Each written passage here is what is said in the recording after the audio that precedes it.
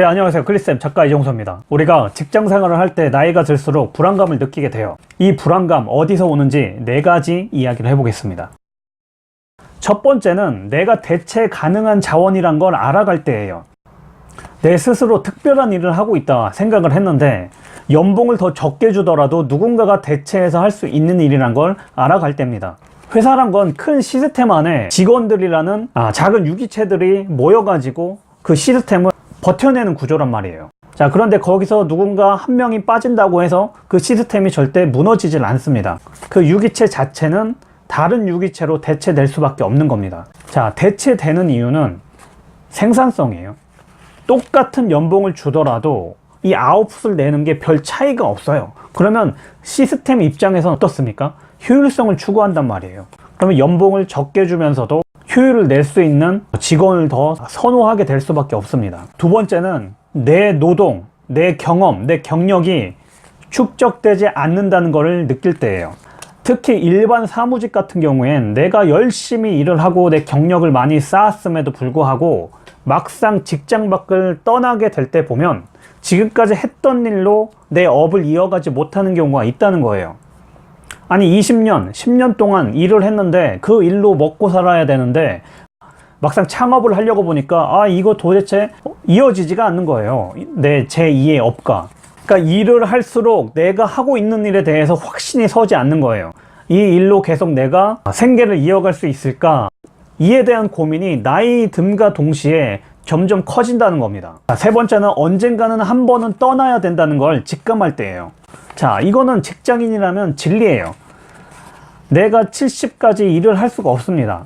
70, 80까지 일을 할 수가 없어요. 그럼 언젠가 한 번은 떠난다는 건데 그게 타의에 의해서 40대 후반, 50대 초반에 떠나게 될지 아니면 자의에 의해서 내가 결단을 내려야 할지 고민의 깊이가 신입사원보다는 나이가 들면서 더 커진다는 겁니다.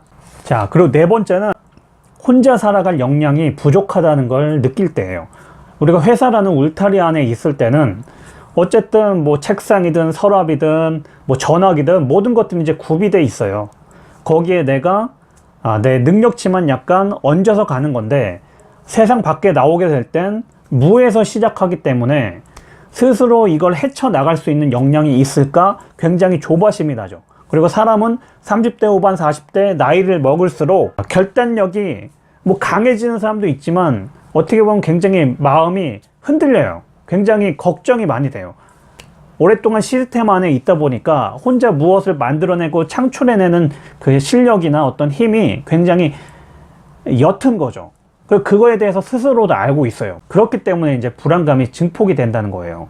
자, 4가지에 대한 불안감을 완화하기 위해선 언젠가는 한 번은 떠나야 된다는 걸 인지를 하고 그 시기를 내가 잠정적으로 내 의지대로 판단을 할 수 있어야 된다는 거예요. 이게 내가 내일 퇴사하겠다 이 의미가 아니라 언제라도 떠날 수 있게끔 내 역량을 길러보는 거예요.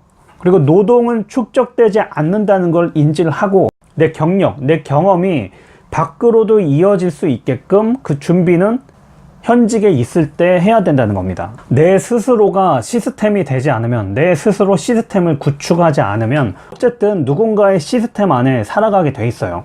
그게 좋고 나쁨의 차이는 없지만 언젠가는 그 시스템을 떠나게 되기 때문에 떠나기 전에 내 시스템을 만들 수 있는 생산자적인 입장, 그 시각을 길러보는 거 정말 중요하다는 겁니다. 가장 안타까운 게 가족을 위해서 일만 하다가 고개를 들어보니까 자기가 살아갈 힘은 비축하지 못한 경우란 말이에요. 물론 그게 가정이든 어디에든 당연히 충실하느라 그랬겠지만 나중에 허둥대다 보면 시야도 흐려지고 판단력이 굉장히 흐려져요. 정신이 또렷할 때 준비를 해야 된다는 거예요. 회사에서든 인생에서든 대체되지 않는 나를 찾는 거 정말 중요할 겁니다.